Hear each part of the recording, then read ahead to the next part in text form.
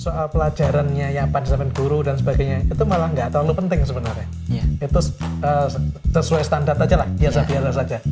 Tapi apakah sekolah tersebut punya kegiatan-kegiatan ekstra gitu, yang asik untuk anak?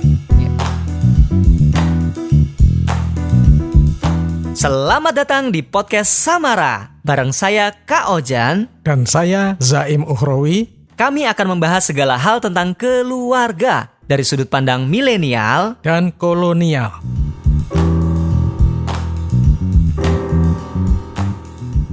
Kak Ojan, ini ketika anak-anak kita di sekolah, ini kan masa-masa dia mengalami pertumbuhan dirinya sendiri. Sedang membangun karakter dirinya sendiri. Anak Ojan sekarang masih kecil, belum punya pengalaman gitu. Tapi barangkali Kak Ojan bisa mulai dulu ketika Kak Ojan sekolah gitu. Apa yang membuat Kak Ojan tanda petik tiba-tiba memiliki jiwa bertarung lah gitu, tanda petik. Atau kemudian pokoknya untuk punya sesuatu gitu. Di sekolah waktu itu apa kira-kira yang Kak Ojan? Yang membuat Kak Ojan punya karakter yang kalau sekarang disyukuri, ya ini yang membuat saya kuat seperti inilah gitu. Oh ya.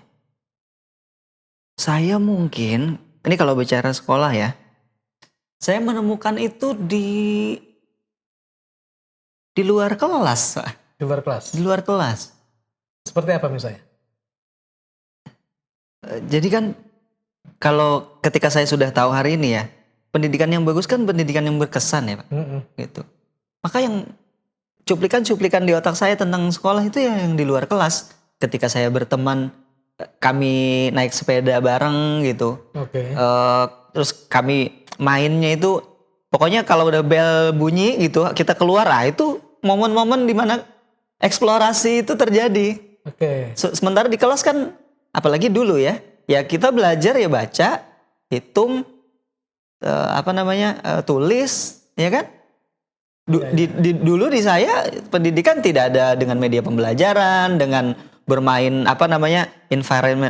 environmental observation gitu kan, percobaan nggak ada. 1 sampai 6 SD ya klasikal. Jadi saya menemukan itu ketika saya kelas 4, 5, 6 SD Pak. Saya itu masuk sekolah unggulan. Jadi kami di sekecamatan itu dipilih anak-anak ranking. Dikumpulkan dalam satu kelas? Dikumpulkan dalam satu kelas, ada 30-an anak gitu. Dan sekolah itu bagus banget. Caturulan pertama. Caturulan berikutnya, gak ada guru. Selama 2 tahun setengah itu saya gak ada guru. Ada guru beberapa jam pertama hilang, udah gitu. Karena saya lupa juga dulu bagaimana ceritanya. Tapi yang jelas dari situ saya punya banyak waktu main sama temen di luar kelas. Kami main di sungai, orang Kalimantan kan, di sungai aja. Mau bentar-bentar kamu mandi, bentar-bentar mandi gitu. Kerjanya cuma mandi aja. Saya pikir di situ saya nemukan. Jadi kalau kita melihat menarik ya. Sebenarnya pendidikan di sekolah ini penting sekali ketika sekolah tersebut, apakah itu dirancang atau tidak dirancang, tapi mampu menghasilkan sebuah lingkungan yang membuat para siswanya ini punya ikatan yang kuat. Ya. Punya ikatan yang kuat, punya interaksi yang kuat, dan kemudian melahirkan satu dinamika yang sehat. Kan kurang lebih seperti itu. Iya. Dan natural. Iya. Jadi Dan gini Pak, menurut saya ini berawal juga dari penyempitan makna belajar itu sendiri. Ketika sekolah dibangun, kemudian belajar itu pemaknaannya disempitkan menjadi di ruang kelas, ada guru, anak, sumber belajar, kemudian harus ada interaksi 3 aspek itu, kemudian ada baca, tulis, hitung, ada tugas-tugas, ada ujian, ada nilai, ada ranking, maka belajar itu menjadi sempit. Sementara belajar itu kan maknanya sangat luas. Nah, saya menemukan belajar itu ketika kami tidak ada guru. Kami bebas bermain di luar kelas gitu dan sangat kontekstual. Yang kami lakukan kan Ya akhirnya kami hafal rute dari sekolah menuju tempat pemandian. Kami hafal jembatan mana yang asik untuk dilalui naik sepeda. Waktu saya SMP misalnya, kami punya trek balapan sendiri. Kalau dari rumah ke sekolah itu ada jalan aspal seperti ini, kemudian jalan potongnya begini gitu. Kami hafal lewat kebun-kebun mana saja dan ada beberapa rute terus dijadikan balapan gitu kan. Dan itu kan sangat kontekstual. Dan kami belajar bagaimana supaya menang kalau mau cepet-cepetan gitu. Belajar ya ketika bergerak pun kan itu juga belajar gitu kan.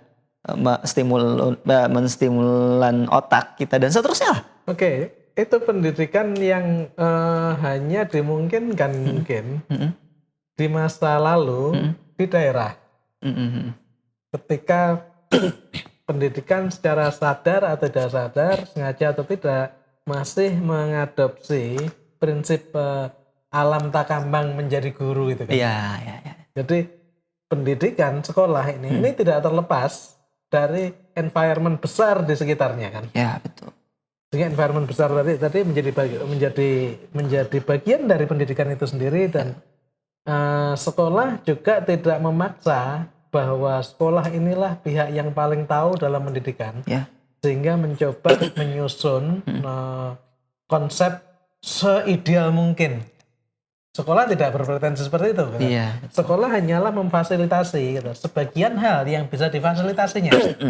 Selebihnya biarkan secara natural. Iya. Tadi Kak Ojan menyebutkan natural. Iya. Saya jelas seperti itu kan?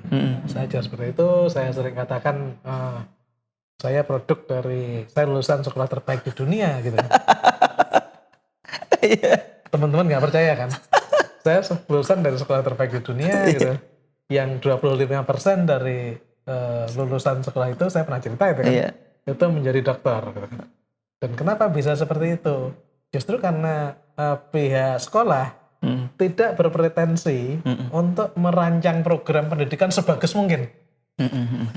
Mereka hanya membuat program pendidikan yang kira-kira semampu mungkin yang bisa mereka kontribusikan. Selebihnya gitu, biarkan tumbuh secara natural. Itu.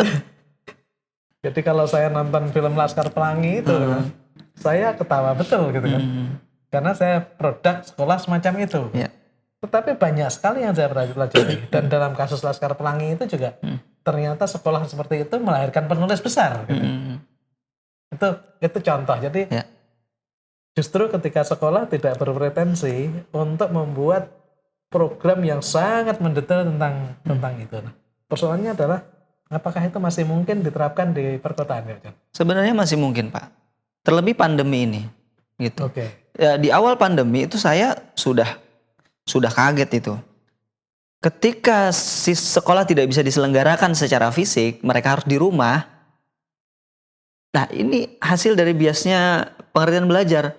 Guru akhirnya kan harus merancang bagaimana caranya anak supaya tetap belajar dengan cara melakukan pembelajaran jarak jauh online dan memberi tugas.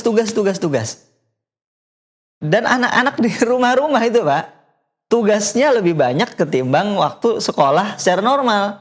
Karena persepsi guru dan orang tua, kalau anak nggak dikasih tugas, mereka nggak belajar. Coba bayangin, anak kalau nggak dikasih tugas oleh guru, dia nggak belajar. Kalau dia nggak ngerjain tugas, kamu nggak belajar ya? Kok tugasnya belum dikerjain? Soalnya gurunya kalau nggak betul disalahkan oleh sekolah. Nah, itu dia gaji buta. tapi Kak Ojan menyampaikan hal yang penting sekali. Iya. Jadi pandemi ini menunjukkan adanya yang salah paradigma berpikir tentang pendidikan. Kan? Iya. Seolah-olah pendidikan itu adalah hanya apa yang dikonsepkan oleh sekolah dan kemudian diberikan sebanyak-banyaknya pada siswa. Iya. Padahal kan tidak itu. Nah. Iya, betul. Baik, mari kita belum lihat sebelum era pandemi ya. Oke. Ada pengalaman juga. Ini pada kasus anak saya. Saya katakan SD anak saya resminya masuk di SDIT. SDIT itu kan pagi sampai sore kan. Di SDIT yang ternama gitu, pagi sampai sore itu kan ketat. Yeah. Tetapi di SDIT tempat anak saya tadi karena kulturnya kultur santai gitu ya. Jadi pagi sampai sorenya nggak ketat. Jadi alhamdulillah masih ada waktu, ada ruang lah untuk anak saya. Nafasnya. Nah itu. Tiba-tiba ketika masuk SMP dia masuk lah. Kita masukkan pada SMP yang dia minati, itu SMP yang cukup ternama dan elit lah. Yang menarik, SMP itu punya program akselerasi. Jadi ada program yang menjadi 2 tahun. Dan dipilihlah oleh sekolah berdasarkan tes masuk, berdasarkan ini anak-anak yang bisa masuk akselerasi itu. Anak saya masuk. Iya, pada titik tertentu sebagai orang tua bangga dong ya. Anakku pinter ini kan. Dan anakku juga pengen membuktikan bahwa aku bagian dari anak elit itu. Tetapi disitulah kemudian kita merasa masalah terjadi. Jadi ya tiba-tiba menjadi harus mengejar gitu. Pelajaran. Ya kejar ini belum selesai kejar ini. Dan orientasinya adalah ujian ya? Orientasinya nilai, besoknya rapotnya bagus. Dan nggak boleh kalah dari kelas yang reguler kan? Iya. Nah, ke sana. Nah, ini yang kemudian kita melihat ada hal-hal yang nggak wajar kemudian. Pertumbuhan dia yang semula bebas, semula ceria itu hilang. Hilang dan kemudian efek itu gitu. Itu kemudian menjadi panjang untuk kemudian harus merecovery gitu ya. Ketika di SMA gitu, ketika di SMA dia kemudian memilih menjadi pribadi yang sebaliknya. Karena capek dengan tadi kan. menjadi nggak wajar juga gitu ya. Antara dia sudah tidak lagi mampu membalanskan antara rileks dengan tanggung jawab pendidikan. Karena tadi tiba-tiba ini harus terstruktur mengikuti program-program ini. Kita melihat banyak sekolah-sekolah yang baik gitu kan. Itu mencoba membuat rancangan pendidikan yang kelewat detail, kelewat utuh, seolah-olah mengatur seluruh anak, seolah-olah inilah konsep pendidikan yang baik gitu. Tidak memberi ruang pendidikan yang tumbuh secara natural tadi kan. Ini yang masalah. Saya masih belum tahu bagaimana ini sekali lagi ketika dibawa ke perkotaan, di masyarakat urban, ketika semua menganggap bahwa semuanya harus dideskripsikan gitu, harus dirumuskan secara sangat detail dan seolah-olah itu pendidikan yang bagus gitu loh. Menurut saya masih memungkinkan, Pak. Contohnya misalnya, saya yakin pasti ada sekolah-sekolah yang mengarah ke situ atau bahkan mewujud ke situ gitu. Kalau masa pandemi kayak gini misalnya, ini kan malah lebih memungkinkan ketika sekolah bisa menekankan pembelajaran di rumah itu lebih ke interaksi di dalam rumah sendiri, bukan membuat anak sibuk melihat layar HP gitu. Bahkan saya tuh menemukan ada sekolah yang anak itu seperti sekolah beneran dari jam 8 sampai jam 4 sore lihat HP terus. Dan dia tercerabut kan dari lingkungan rumahnya sendiri gitu. Jadi sebenarnya ini momen buat sekolah-sekolah untuk mengembalikan bahwa pendidikan utama adalah di rumah gitu. Dan anak-anak kan sudah kembali ke rumah. Orang tuanya juga sudah kembali ke rumah. Mereka berkumpul bersama. Tapi jangan membuat itu dicerabut. Mereka jadi sibuk gitu dengan gadgetnya masing-masing.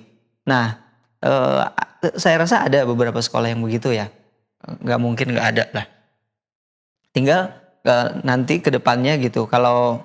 Dan ada beberapa, terutama gini, pendidikan alternatif, Pak. Saya melihat beberapa contoh pendidikan yang bagus itu ada di pendidikan alternatif gitu. Di mana mereka kan berbasis potensi anak, kemudian berbasis penelitian gitu, eksperimental gitu. Dan anak sibuk, tapi sibuk dengan minatnya gitu. Makanya saya sebenarnya merasa tidak masalah anak itu berada di pendidikan formal yang membuat anak sibuk. Tapi sibuknya apa dulu gitu. kalau dia sibuk dengan tugas-tugas yang sebenarnya itu tidak bagian dari cita-citanya gitu, bagian dari minatnya, ya dia menyibukkan diri dengan sesuatu yang nanti tidak berguna buat masa depannya gitu. Tapi kalau misalnya nanti ya, saya kebayangnya anak saya misalnya, kami akan menyibukkan dia dengan pembelajaran di luar sekolah yang itu memang minatnya. Dan saya kebayang kalau orang sibuk, orang udah suka dengan sesuatu, dia kan akan sibuk kan, gitu. Misalnya dia suka dengan robotik misalnya, ya dia akan sibuk seperti halnya anak-anak di sekolah itu sibuk dengan pelajaran, tapi sibuknya berbeda gitu Pak. Sibuknya bermutu. Gitu. Kata natural tadi menjadi penting ya. Natural, ya. Artinya agar proses belajar itu berjalan memang menjadi sesuatu yang natural, artinya memang diminati anak secara wajar gitu ya. Secara wajar. Ya. Dan tadi Kak Jan sudah menyebutkan bahwa pandemi ini satu kesempatan yang baik. Kesempatan yang baik. Selama ini itu mengingatkan kita sebenarnya ada yang salah di konsep pendidikan kita selama ini. Dan itu salah tidak bareng gitu. Dari sekolah maupun dari orang tua. Kan ekspektasinya itu sama. Iya, betul Pak. Selama ini kan sekali lagi sekolah itu diharapkan seperti mesin pencetak kesuksesan anak gitu. Iya, pabrik. Jadi, di pabrik. Jadi kalau sudah masuk begini, keluar begini akan ini gitu. Dan terukur semuanya. Dan terukur gitu. Eksak. Orang tua juga menuntut begitu loh. Iya. Ketika sekolah tidak seperti itu gitu. Kadang orang tua yang protes kan. Iya. Sama dengan misalkan begini. Masuk SD. Secara teori, bahkan secara kebijakan. Masuk SD itu kan nggak harus bisa baca. Iya, betul. Jadi TK nggak boleh diajarin membaca. Iya. Ya kalau dia kemudian bisa baca sendiri ya silakan. Iya, betul. Misalnya di rumah diajari secara natural gitu. Tapi TK tidak boleh mengajari anak untuk membaca. Iya, betul. Dengan begitu gitu. Masuk SD gitu. Nggak bisa baca juga nggak apa-apa. Nggak apa-apa. Justru SD itulah saatnya dia belajar membaca. Iya. Secara wajar gitu. Tetapi sekarang ini tidak sedikit SD yang kemudian sudah mewajibkan anaknya yang masuk tadi itu dites membaca. Rata-rata Pak? Rata-rata begitu. Nah, ketika kemudian kita tanya kepada kenapa dilakukan seperti ini? Kan ini menyalahi prinsip dasar pendidikan yang sudah kita kaji bersama. Gitu. Menyalahi juga kebijakan gitu. Karena kalau kami tidak melakukan ini gitu, kami dianggap SD yang tidak baik oleh orang tua, dituntut bahkan sebagian orang tua. Karena ada orang-orang tua yang pengen segera menunjukkan bahwa anakku pintar baca gitu. Nah ini makanya bimbel baca tulis TK itu laku Pak. Jadi kalau itunya sih nggak apa-apa. Itu kan untuk diri sendiri ya, bukan sebuah kewajiban. Tetapi balik. Ternyata gitu, orang tua gitu, ini memaksakan gitu, bahwa sekolah yang bagus adalah sekolah yang ABCD dan sebagainya, tidak membiarkan berproses yang natural tadi ya. Iya betul. Ini satu tantangan ini. Nah, pandemi kalau Jan sudah ingatkan tadi, itu mengingatkan itu sebenarnya, bahwa ternyata gitu, bahkan sekolah untuk tatap muka dari pagi sampai sore, pagi sampai siang saja, itu tidak harus ternyata. Iya. Kemudian kewajiban satu rombongan belajar harus berada dalam satu kelas, itu tidak harus. Iya. Jadi bisa saja kelasnya itu dipersedikit, lalu ada yang sedang belajar di kelas, gantian ada yang belajar di halaman. Ada yang mungkin bahkan ada di taman di luar gitu kan, atau mungkin bahkan ada yang di rumah gitu kan. Ini kan bisa dikombinasikan secara enak gitu kan, dan itu membuat iklim belajar gitu menjadi lebih enak gitu. Iya benar. Kalau dulu itu memang berlangsung alamiah, karena memang sekolahnya nggak kompeten. Gitu. Tetapi itu bisa diprogramkan secara lebih baik dan mestinya gitu. Orang-orang tua gitu, itu juga mengejar gitu, mendorong terwujudnya pendidikan seperti ini kan. Iya. Bukan sekedar pendidikan yang kemudian punya label mahal. Iya. Wajib mahal dan fasilitasnya bagus, bukan itu kan. Bukan itu. Jadi apa namanya? Sebenarnya sekolah-sekolah sekarang gitu Pak, mungkin sudah banyak juga yang mengarah ke sana sih. Jadi sudah meninggalkan industrialisasi anak gitu. Sudah mulai menuju ke situ. Dan sekarang kan alternatifnya jadi banyak. Pilihan-pilihan sekolah-sekolah itu jadi, saya ngomong apa sih? Saya blank karena bahasa blank, saya blank juga. Gak apa-apa, dipotong. Ya dipotong aja. Ini jadi ke memilih sekolah lagi. Ini memang masih memilih sekolah. Oh gitu. Nah, tapi topiknya sedikit dari sekolah alternatif, sekolah itu ya. Oke. Bentar ya. Bentar. Saya mulai. Tadi Kak Ojan kan ngomong mulai banyak sekolah alternatif. Dan ini rasanya memang sesuai namanya, menjadi alternatif. Ya. Bagi sekolah-sekolah yang sok rigid, sok disiplin, sok serba terukur dan sebagainya. Hanya apakah ini juga tidak perlu dicermati atau mungkin ada beberapa kategori gitu ya? Karena saya juga melihat kadang-kadang yang namanya sekolah alternatif ini kemudian prinsipnya pokoknya beda dari yang tadi gitu. Jadi pada akhirnya kemudian menghilangkan ada beberapa hal penting di sekolah normal. Apa contohnya? Misalkan pendidikan untuk tertib, pendidikan untuk teratur. Nah, ini yang dibanggakan oleh sekolah-sekolah model tradisional kan. Dan tiba-tiba gitu dibiarkan bebas sama sekali. Dan pada akhirnya tidak semua orang tua juga siap mendidik di rumah. Ini akhirnya anak-anaknya juga kemudian menjadi bebasnya banget. Iya sih. Menjadi tidak ngikutin, mengabaikan norma, tidak mengabaikan kepatutan, mengabaikan ini. Ini kan tidak sedikit juga Kak Jan. Nah kalau menurut saya Pak, menurut saya asumsinya wajar sih Pak. Jadi saya melihat pertama ya, sekolah alternatif itu dia berdiri dihadirkan dengan pemikiran yang memang ideal gitu. Selain ini ya, selain latar belakangnya dia mengalami kebuntuan dengan sistem yang ada kan, kemudian menghadirkan hal lain gitu. Tapi dasar pemikirannya juga bagus. Itu yang pertama. Yang kedua,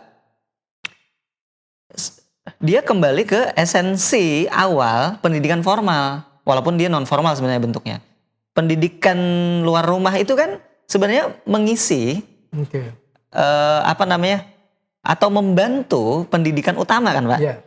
Jadi dia maksudnya pendidikan utama kan dari rumah dulu. Nah, harusnya adab, akhlak, kesopanan, respek dan seterusnya itu sudah ada dari rumah. Sehingga sekolah ini hanya membantu mengisi hal lain gitu, yang lebih eksploratif lagi gitu. Jadi dia tidak terpusingkan dengan hal-hal itu.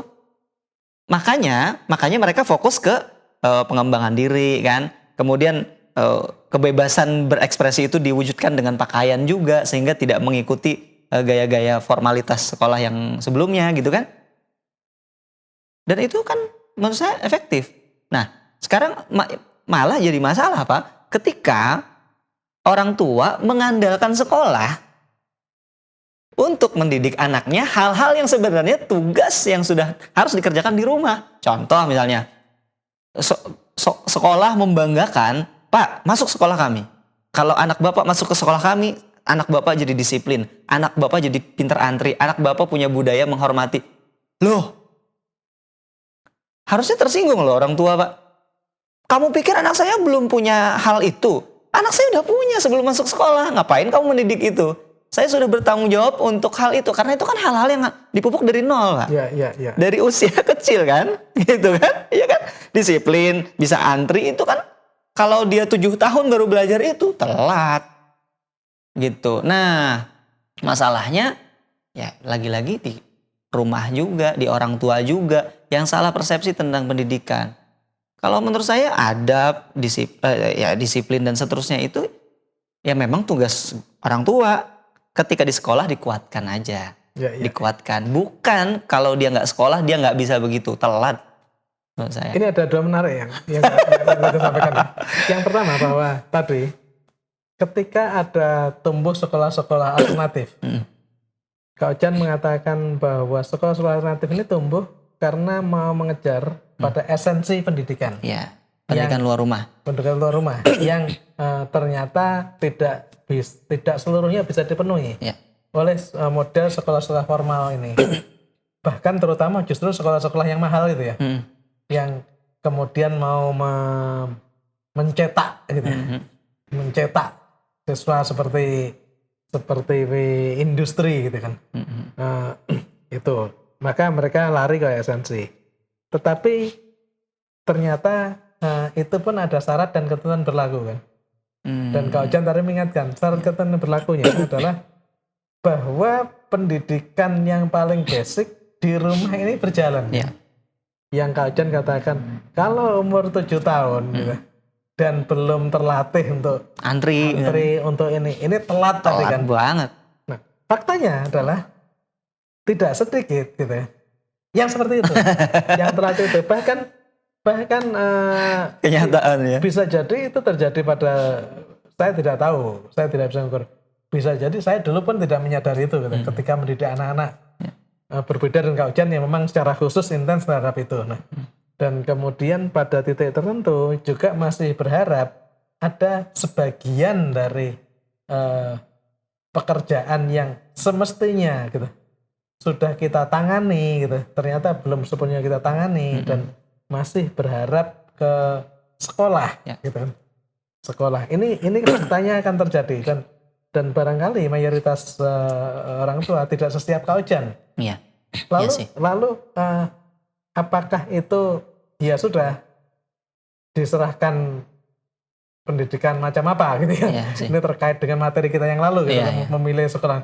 Apakah kita mau pendidikan yang sangat strict, disiplin dengan segala dan apalagi labelnya hebat ataukah kemudian lari ke sekolah alternatif. Di situ tantangannya. Iya. Benar sih Pak. Memang kenyataannya begitu sih. Kenyataannya begitu. Makanya ini kita bicara di Samaran ini kan juga bicara tentang rumah sebenarnya kan. Kita ngingetin lagi ke orang tua bahwa itu tanggung jawabmu loh gitu. Saya tidak menyerahkan anak saya ke sekolah dalam rangka supaya tolong didik anak saya supaya disiplin, supaya anak saya menghormati orang, supaya anak saya beradab, supaya anak saya tahu ketika dia di mana dia harus melakukan apa. Enggak, itu sudah saya lakukan. Tolong bantu saya untuk membuat anak saya bereksplorasi hal lain yang tidak bisa saya lakukan di rumah. Kan prinsipnya gitu kan? Sekolah itu sesuatu tempat di mana orang tua tidak bisa melakukan pendidikan dengan hal lain gitu. Maka tolong dibantu gitu. Sementara yang basic-basic tadi itu ya harusnya udah dilakukan. Gitu. Makanya ini lebih ke mengingatkan sih Pak ke para orang tua untuk ya mendidik anak dari rumah, gitu. Sehingga ada kesinambungan ketika dia nanti ke sekolah.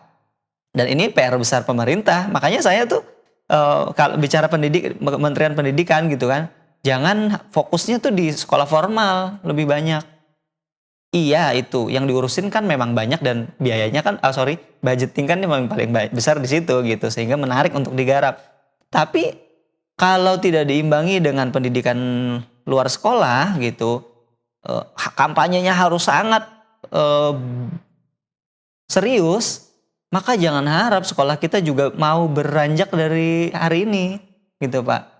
Karena kan kenyataannya ya permintaan dengan sistem hari ini ya memang ada, laku gitu. Saya ngerti jadi kalau lah tadi pertama ingatkan diri kita sendiri bahwa pendidikan dari rumah.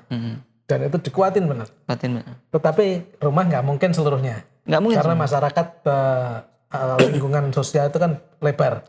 Dan karena itu nggak bisa dipenuhi pada diri sendiri. Dan orang tua kan punya pekerjaan segala macam. Punya keterbatasan. Karena itu perlu dibantu oleh lingkungan luar, yakni lingkungan sekolah tadi. Ya. Jika demikian, gitu, maka pertimbangan penting ketika milih di luar, ini kembali pada tema yang lalu seperti kita bicarakan, gitu. Kalau begitu lebih baik kita pilih sekolah bukan persoalan apakah itu sekolah konvensional atau alternatifnya. Tetapi apakah sekolah tersebut, guru dan sekolah tersebut itu memang mendidik atau tidak? Ya. Punya jiwa mendidik atau tidak? Ya. Bukan soal fasilitasmu, bukan soal programmu. Apakah programnya alternatif atau programnya standar? Itu kedua. Tetapi yang terpenting adalah ada jiwa mendidik enggak dari manajemen sekolah, dari guru-guru, sepanjang itu memang kuat jiwa mendidiknya, gitu kan. Maka insya Allah itu menjadi partner kita yang baik kan, sebagai orang tua untuk mengembangkan anak-anak itu kan. Yang kedua, kalau kita juga bicara program, seandainya kita memang perlu melihat program pendidikan di luar tadi, Kak Ujan tadi menyebutkan justru di lingkungan di luar pelajarannya ansih ya, yang justru penting diperhatikan. Jadi soal pelajarannya yang sampai guru dan sebagainya itu malah nggak terlalu penting sebenarnya. Itu sesuai standar aja lah, biasa-biasa saja. Tapi apakah sekolah tersebut punya kegiatan-kegiatan ekstra gitu, yang asik untuk anak? Jadi sepanjang sekolah itu punya kegiatan ekstra yang asik, ruangnya memadai untuk itu, justru itu menjadi pertimbangan penting kan? Iya, betul. Nah, apakah soal asik itu nggak harus sarananya hebat ya?